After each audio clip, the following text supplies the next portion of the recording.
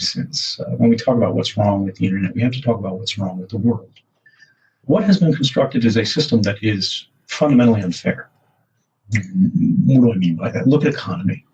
There is an increasing concentration of resources into fewer and fewer hands in every demographic, every chart you look at, every measurement. That leads us into politics, because economy is what provides influence in politics. I think in many of the world's most important countries, whether we're talking about the developing world or developed democracies, as we like to term them, the result is really the same. Voting choices are engineered so that regardless of the outcome, nothing will fundamentally change. Invoke a popular quote. And then that's really the problem, isn't it? What we need, what even children in Sweden recognize today, is fundamental change. And this brings us to culture. It brings us to media, discourse, expression, community. This is the broadest of the subjects that we sort of contend with here, but it's also the easiest to evaluate in short by simply gesturing broadly to it and saying, when you look at what's being discussed, when you look at how it's being discussed, who is discussing it, and the impact that it has, the results that it's producing, the impact that it's having on our lives, are you encouraged by what you see? And you notice that none of the things that I mentioned are technical, despite many, many, many problems in the technical domain, like that little mass surveillance issue that you may have heard about. This is to say that the internet is broken because it reflects a broken society. Unfair systems produce as a byproduct dissatisfaction. And therefore, they're typically hard to maintain by historic standards, right? You can maintain over a generation. When you start getting multi-generational, they start to lose their authority. They start to lose their legitimacy. They face insurgent challenges, right? And eventually they're unseated. As our economy, politics, and even culture have sought in the modern moment to reduce access to an equal role in our common franchise, right? Resentment and grievance have blossomed to the point that now every discussion has become an instrument of war by other means, right? This competition is everything, and it's everywhere.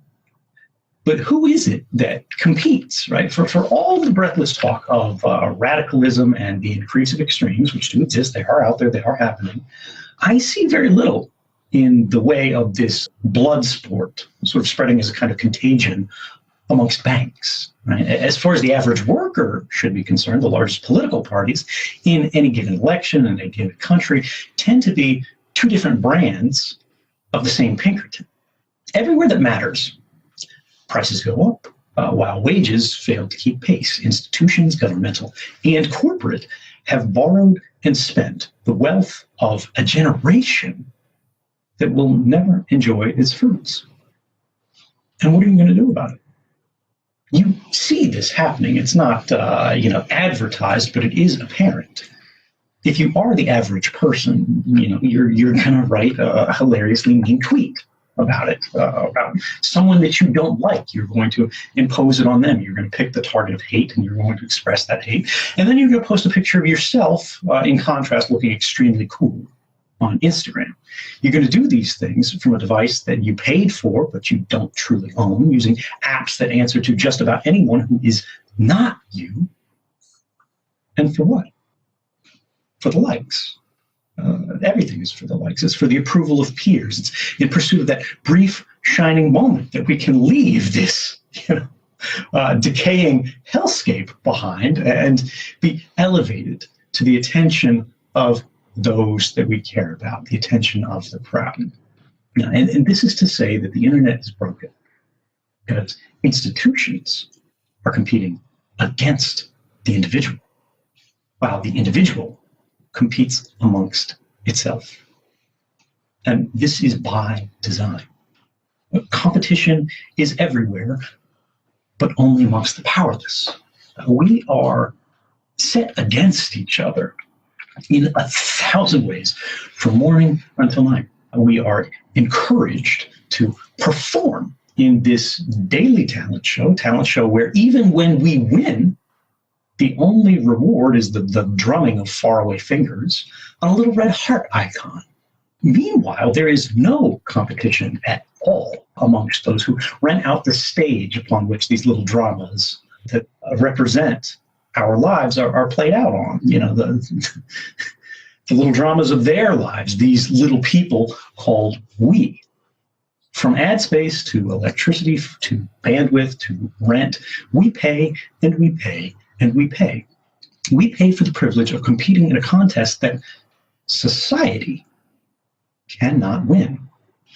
I think this unfair system that orders our lives has identified rightly that the dissatisfaction it produces, the dissatisfaction of the masses, can be managed by way of distraction. And by and large, the internet has been instrumentalized to effect this. It can be done by distracting us through necessity. It can be done by distracting us through entertainment, which is actually one of the most effective ways because people appreciate it. It can distract us through division. Division of identity are amplified all over the place. I think to maintain a focus on individual privilege in order to overlook close to entirely, I think, issues of generational privilege. I know a lot of people out there like, oh my God, he said the P word. It actually does matter. It is real. What do I mean by generational privilege? If you think about what I mentioned before, that earlier internet, everything that I did when I was the youngest of young men has been forgotten. Those records aged off. They were ephemeral. We were generationally privileged to be able to experiment without being worried about it ruining our lives. The old bad tweet that gets so many people canceled today. Exploration was not only encouraged, but the system relied upon it for the furtherance of the borders and boundaries, the settled area of the internet domain. And then over time, bit by bit, as that domain expanded, as more value was created and produced by the network effect and by the people who were settled in this new intellectual space, bars to entry cropped up and consequences began to crop up, not just for the worst things that we did, but also for some legitimate things.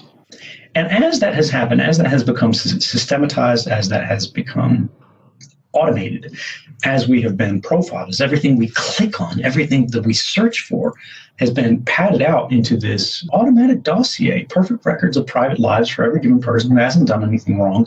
They have simply interacted with a system that cannot be avoided, that is necessary, that underpins everything that we do. The consequences, the bars became too high. The results of curiosity, of expression, of exploration became too dire to risk. And I think this has turned us inwards, and it has made us sort of more of a sloganeering population where we see things that other people said, and then we affiliate ourselves with the tribe, and then we repeat it. And then if we make a mistake, if we say something we don't like, we have to double down. We have to defend it, even if we don't agree with it, even if we evolve beyond it. Because to admit mistake is to admit error. To admit error is to basically announce wrongdoing. And this wrongdoing can never be, forgiven en masse. And it certainly cannot be forgotten. If you were the age now that I was then, when I was growing up in the internet, you are disadvantaged on practically every axis, every prong of interaction with this system. Anonymity is harder.